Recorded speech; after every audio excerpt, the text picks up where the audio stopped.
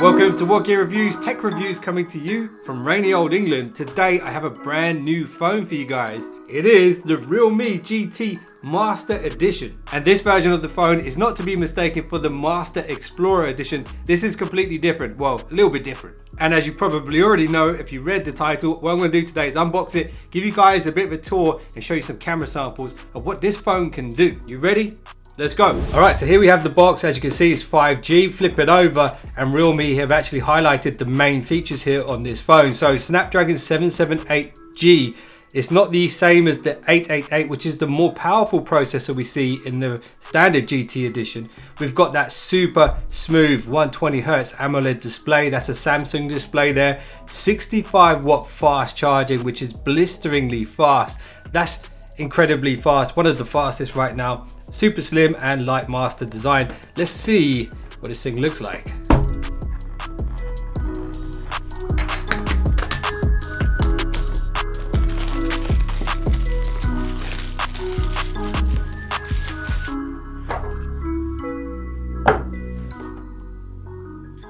Hey, welcome to the Realme family.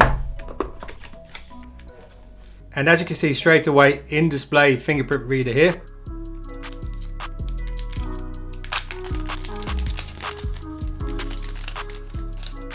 Wow, by the power of grayscale, look at the back of this. That is truly awesome, and the texture is so nice. So this is a vegan leather and you've got these kind of ridges in it here.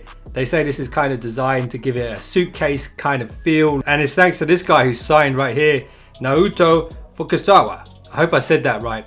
Super nice and incredibly thin as well. When I heard this was going to have the vegan leather on the back, I thought it would be a bit chunkier than the original. Actually, it's very slim, and I like the way this kind of camera module here looks as well. Very nice. Got this clear glass over the top, and you've got some print underneath. It says, let's have a look, Matrix AI camera. Let's boot this thing up. Nice vibration motor there. Feel the power as soon as you boot it up. In display, bullet hole camera, top left corner. That's a nice implementation there. All right, let's see what else is in the box. So this is really great. If you want to protect the case and you don't want to ruin the look, that kind of suitcase look, they've given you a case which basically replicates that design further. So let's see how this looks once it's on. It's kind of like a silicone case, very snug fitting case. But you can see there, you still got that aesthetic going on at the back. This looks so nice without the case. It feels so nice without the case though. So we've got the 65 watt super dart charger and the cable in the box, which is nice. A lot of companies are not doing that anymore. And then we got our pin. And that is it. But in here, check this out. Question for you. Dare to leap? And I think that's a good question, because there's so many people out there these days who just think Samsung are the only company that have that kind of operating system. They don't realize that phones like this will have Samsung screens, Sony cameras, and Japanese design. This to me is something different. I like this. This entire aesthetic here is so nice. And I am going to be testing this. I'm also going to be doing a review to tell you guys how this compares to the other GT versions. And also I might do some speed tests or some camera tests to see how this holds up against some of the other top tier flagships right now.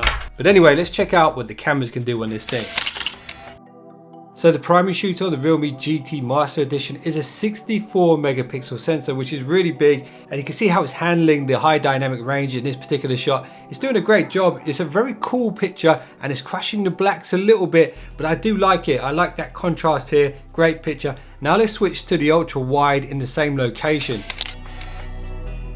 And you'll notice straight away we've got much warmer tones. We do have that really nice wide angle.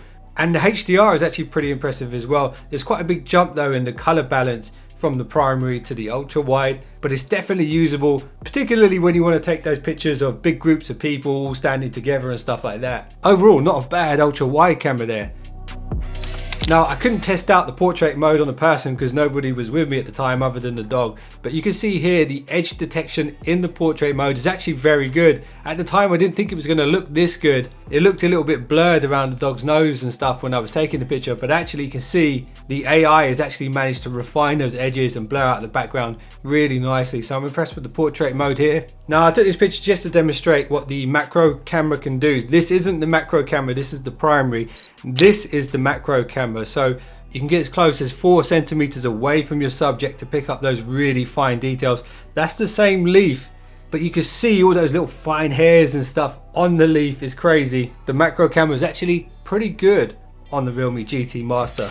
And this one here is the full ultra high definition 64 megapixel photo. So when you use the primary camera, typically what it will do is use pixel binning to combine pixels, but this mode here is the ultra HD mode where it will use the entire 64 megapixels, and you can see you get a really nice image. And because the sensor size is quite big, you get that kind of blurry background as well naturally without any sort of portrait effects or anything like that. I'm impressed with the colors as well, it's very accurate. Now, this one I just took to show you guys the telephoto and the zoom capabilities on the Realme GT. So this is the regular photo. Keep an eye on that digger at the back of the picture. Now we'll optical zoom in 2x. So that's the 2x photo there. And then 5x. It's still pretty good, pretty sharp. It's definitely usable at 5x.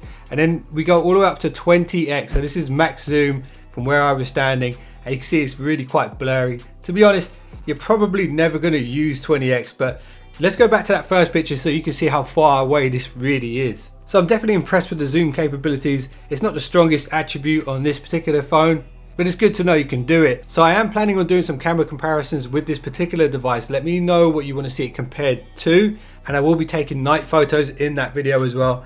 Let me know in the comments below what you think of this phone, what you'd like to see it compared to, and any other content on this phone. Hit me up in the comments and I will do my best to make it for you. I appreciate you guys for watching this one, and I will see you in the next one, so don't be late.